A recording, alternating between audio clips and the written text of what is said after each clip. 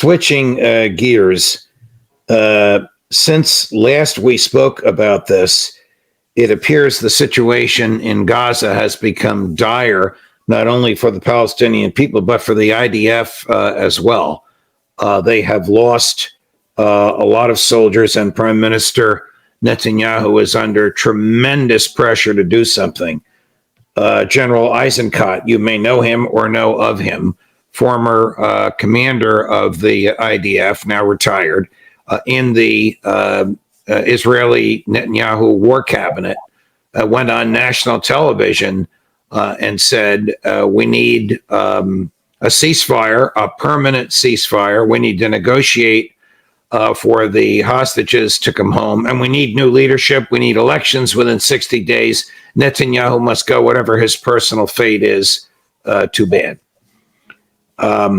What is your view on the status of the IDF and its efforts to commit genocide against the Palestinian people? And do you think that Bibi's stated goals of degrading Hamas and getting the hostages home are incompatible?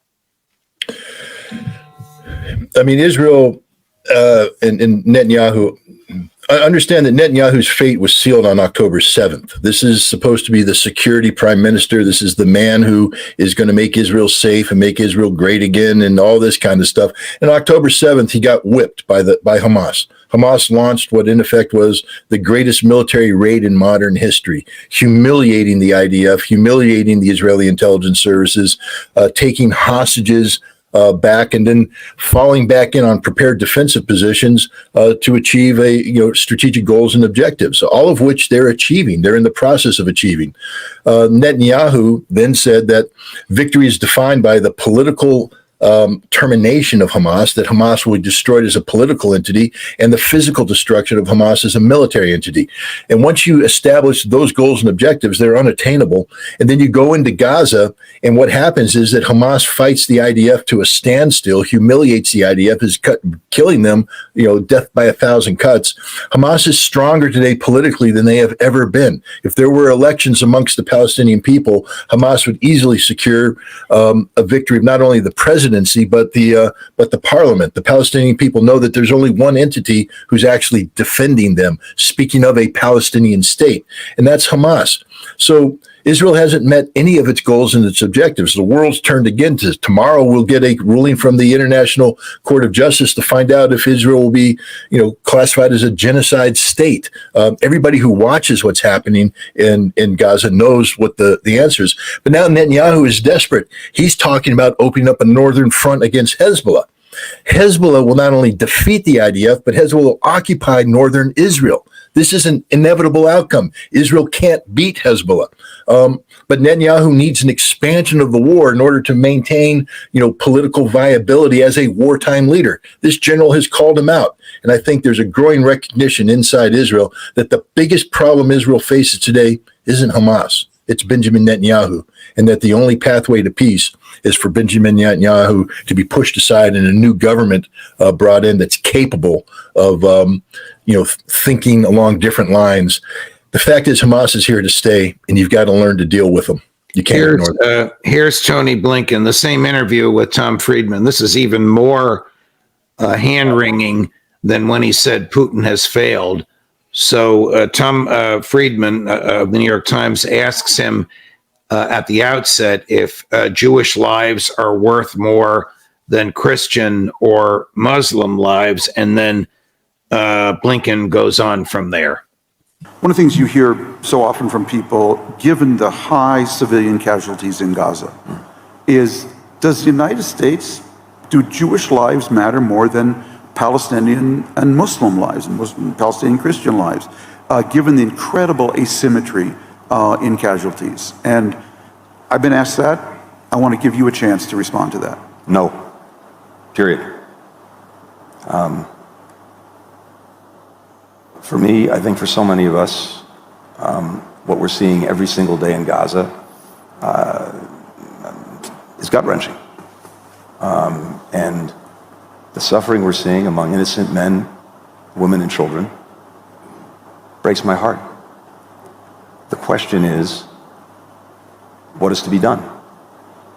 We've made judgments about how we thought we could be most effective in trying to shape this in ways to get more humanitarian assistance to people, to get better protections and minimize civilian casualties.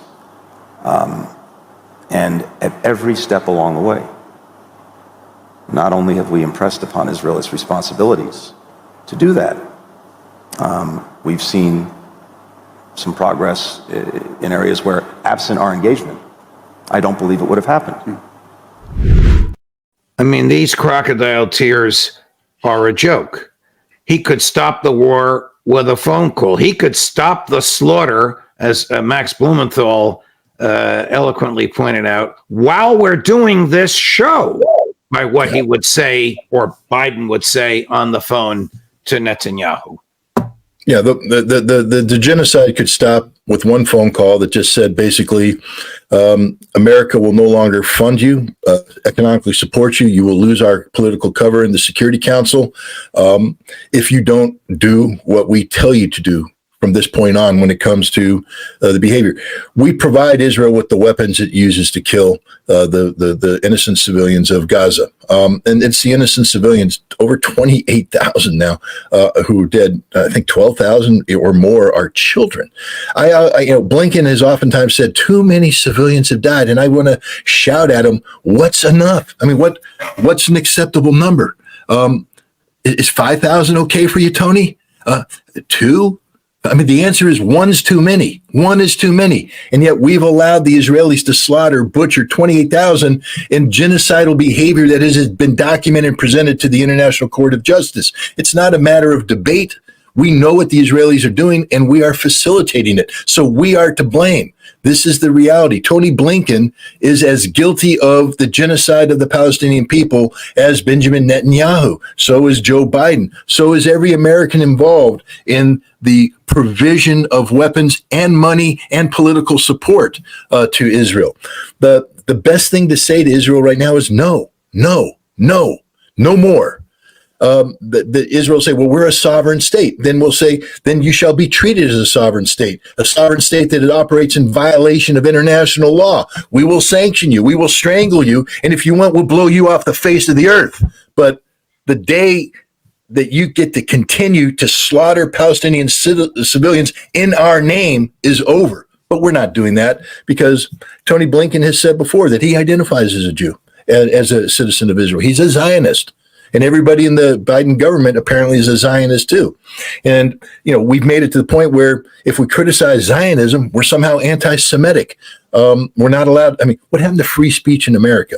I mean, I respect people's right to disagree with me, but to criminalize my criticism of the Biden administration's policies towards Israel, to criminalize my ability to call out political Zionism as a force of evil as opposed to a force of good, to say that no, that's anti-Semitic and therefore that is a crime. That's not how it's supposed to work in America. And the last time I checked, we are in America.